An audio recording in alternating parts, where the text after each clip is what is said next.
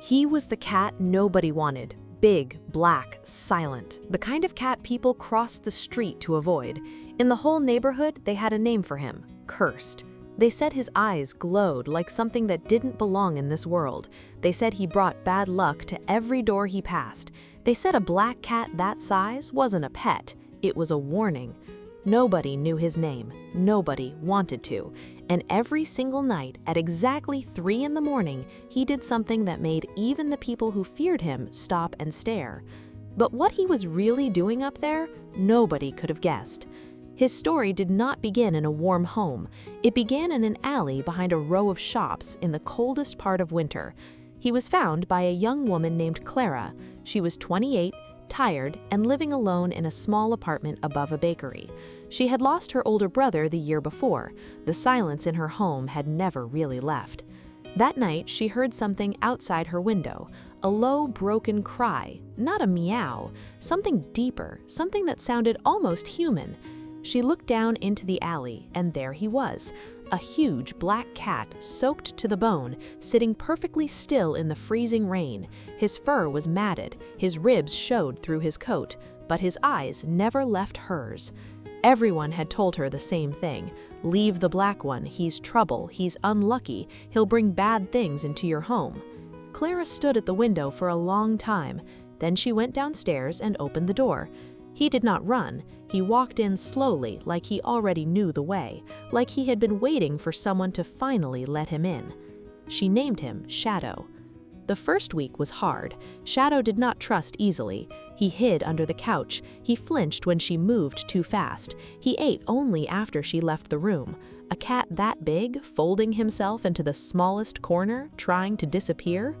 But Clara did not push him. She never reached for him, she never raised her voice. She just talked to him softly every evening, reading out loud from her brother's old books. She left food where he could reach it. She left the lamp on so he would never be in the dark. And slowly, 1 inch at a time, Shadow came closer. First to the edge of the couch, then to the arm of her chair, then one quiet night into her lap. By the end of the month, he was sleeping at the foot of her bed, and for the first time since her brother died, the apartment did not feel so empty. Then the nights started. At first, Clara thought she was dreaming. Around 3 in the morning, she would wake to a strange sound in the kitchen, a soft thud, a rustle, and then silence. The first night, she ignored it. The second night, she heard it again. The third night, she got up to look. What she saw made her stop in the doorway. Shadow was standing on his back legs, stretched all the way up, climbing the kitchen shelves like a small black bear. He reached the very top, near the cabinet by the window, and then he just sat there, watching, guarding something in the dark. She could not understand it. Every night, the same time, the same climb, the same silent watch by that window. If this part of the story is already pulling at your heart, you are not alone. Stories like this are exactly why this channel exists. But the real reason behind his nightly climb was still a mystery, and what Clara discovered next would change how she saw him forever. I have to be honest with you, I see a lot of you here every night and you still haven't subscribed. That actually breaks my heart a little. If these stories mean something to you, just tap that button. It takes 1 second and it means everything. Now, let me tell you what happened. For 2 weeks, Clara watched Shadow climb to that shelf every single night. She checked the cabinet, she checked the window, she found nothing. Until one night in early spring, she finally understood. That night, she woke not to Shadow's thud, but to his cry, that same deep, broken sound she'd heard in the alley, but louder now, sharper, desperate. She ran to the kitchen. Shadow was at the top shelf, throwing his whole body against the window, screaming. And through the glass in the apartment across the alley, she saw it. Smoke. Thick, black smoke pouring out of her elderly neighbor's kitchen. Mr. Abernathy, 81 years old, lived alone, half-deaf, and fast asleep while a fire crept toward his bedroom.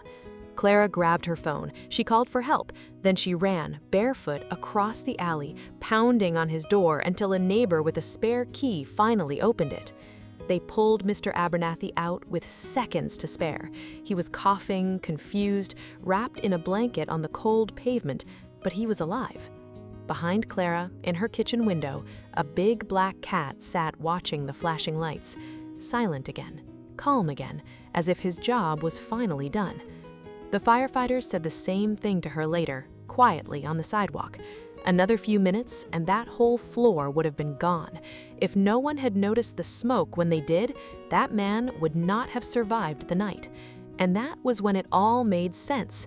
Shadow had not been guarding a shelf. He had been watching that window every single night for weeks. Long before the fire ever started, some part of him had been keeping watch over the frail old man who lived alone across the alley.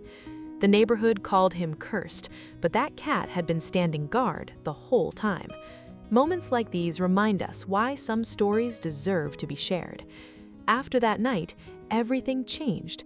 The people who once crossed the street to avoid him started leaving little gifts on Clara's doorstep: a can of tuna, a soft blanket, a note that simply said, "Thank you."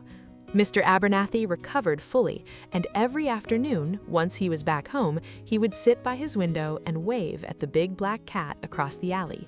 Shadow would sit and watch him back, calm now, like a soldier finally allowed to rest. The superstition that had followed Shadow his whole life just quietly fell apart.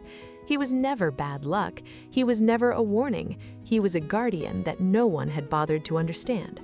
Clara often thought about that first freezing night, about how close she came to listening to everyone else, about how one open door had saved not one life, but two. Shadow is 6 years old now. He still sleeps at the foot of her bed. He still climbs to that same shelf sometimes, out of habit, just to check that the old man across the alley is safe. And Clara no longer lives in silence. People still ask her why she took in the black cat everyone warned her about. She always gives the same answer: because the ones the world throws away are often the ones with the most love to give. They just need someone brave enough to open the door.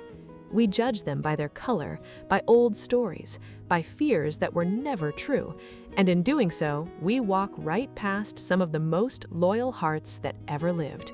Shadow was never cursed. He was simply waiting for someone to see him. If you are ever thinking of adopting, please remember the black cats in the back of every shelter, the ones people skip, the ones nobody photographs. Those quiet, patient, overlooked souls are so often the ones who will love you the hardest. So let me ask you honestly, would you have opened the door for the black cat everyone called cursed? Or would you have listened to the neighbors and left him in the rain? Tell me the truth in the comments below.